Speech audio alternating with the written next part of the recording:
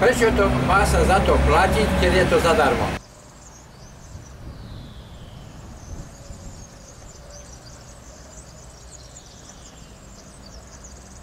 To stalo okolo 14 000. Jedna aj druhá, a potom ten súčovač. Ja si myslím, že to je podvod na zákazníka, lebo keď ja som si to kupoval, tak bolo mi garantované, že je to zdarma. Potom všetko ďalej. To je jedna vec. Platím koncesionársky poplatok ako našej televízii a rozhlasu. Samozrejme, pripojku mám a zo zákona to vyšlo.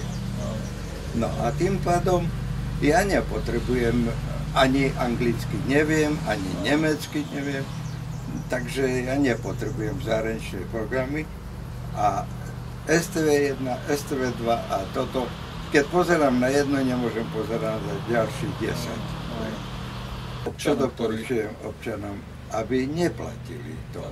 Lebo vymáhať naspäť peniaze, ktoré pošlú tejto spoločnosti, už nebudú mať možnosť.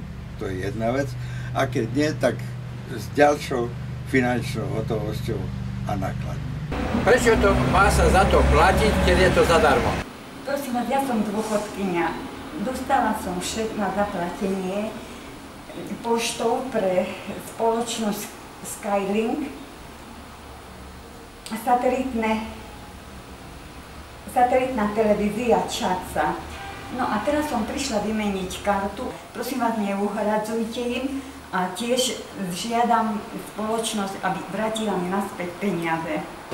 Prosím vás, žiadame štátne orgány, aby konali v tejto veci, aby neposielali také prípisy, ktoré sú celkom zbytočné a nestoja za nič.